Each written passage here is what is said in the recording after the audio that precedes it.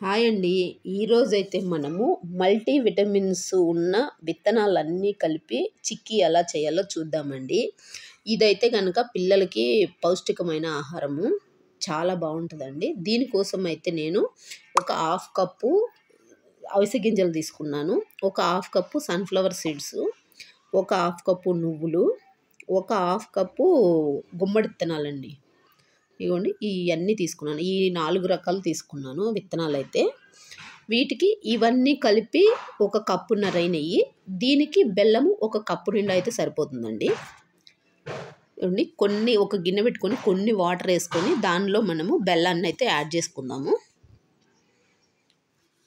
ఇది పాకం వచ్చేంత వరకు ఒక 5-10 మినిట్స్ వరకు పడుతుందండి పాకం రావడం కోసం అని చెప్పి. ఇంకో స్టవ్ మీద పెనం పెట్టేసుకొని ఇవన్నీ ఒక్కసారి వేయించుకుందామండి. లైట్‌గా వేయించుకుందాము. ఇవి మనం తీసుకొచ్చిన తర్వాత ఫ్రిడ్జ్‌లో పెట్టుకుంటాం కదా!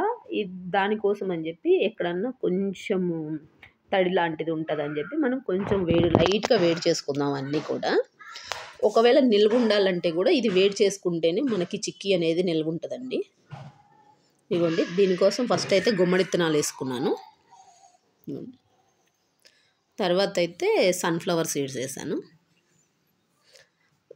మనము 1 బై 1 అన్నీ యాడ్ చేసుకుందామండి. తర్వాత మనం నువ్వులు యాడ్ చేశాను. అవిసె గింజలు అయితే గనక అసలు మనం వేయించుకోవాల్సినవి కాదండి. ఆల్రెడీ మనకు రోస్టెడ్‌వే మనకి బయట దొరుకుతాయి కాబట్టి అవే తెచ్చుకున్నాము. జస్ట్ ఆ తడి అనేది పోవడం కోసం మనం దించినప్పుడు పెంకుని దించినప్పుడు పక్కన పెట్టుకున్నప్పుడు దాన్ని యాడ్ చేసుకుందాం అంతేనండి.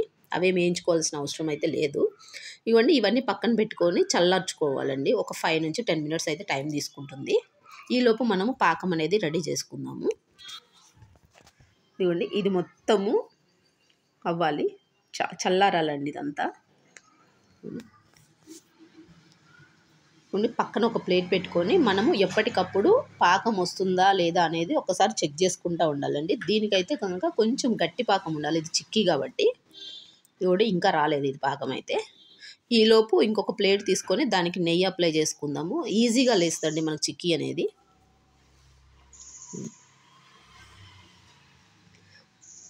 ఇప్పటికే 5-10 మినిట్స్ అయిపోయింది కదా మనం పెట్టేసి. ఇప్పుడైతే చూద్దామండి ఇది పాకం అనేది వచ్చిందేమో చిక్కీకి.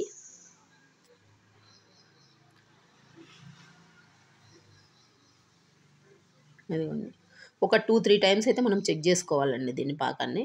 ఇదిగోండి మనము ఈ ప్లేట్లో ఇలా కొడితే సౌండ్ అనేది రావాలి మనకి. అప్పుడే చిక్కీకి రెడీ అయినట్టండి పాకము. ఇవి దానిలో యాడ్ చేసుకుందాము. ఇదిగోండి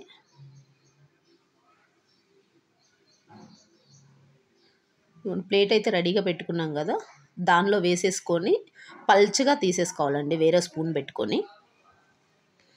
ఎంత పల్చగా లాక్కుంటే అంత తొందరగా ఆరిపోతుంది అది.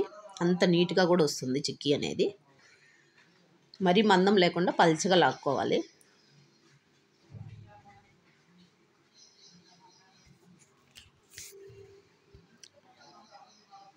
ఇదిగోండి చూసారు కదా. ఇది పిల్లలకైతే గనక చాలా హెల్తీగా ఉంటుందండి. స్కూల్‌కి వెళ్ళే పిల్లలకైతే మాత్రం స్నాక్స్ కింద పెడితే చాలా ఇష్టంతో తింటారు ఈ చిక్కీ అనేది. ఇదిగోండి చిక్కీ అయితే రెడీ అయిపోయింది. ఒక్క 5-10 మినిట్స్ వరకు ఆరిందంటే సరిపోతుంది. చూసారు కదా ఎంత చక్కగా వచ్చిందో చిక్కీ అనేది. ఇది ఒక 15-20 డేస్ అయితే మనకి నిల్వ ఉంటదండి ఇది. ఇదిగోండి చూసారు కదా ఎంత కలర్‌ఫుల్‌గా వచ్చిందో. నచ్చితే ఒక లైక్ కొట్టండి. ఒక సబ్స్క్రైబ్ చేయండి.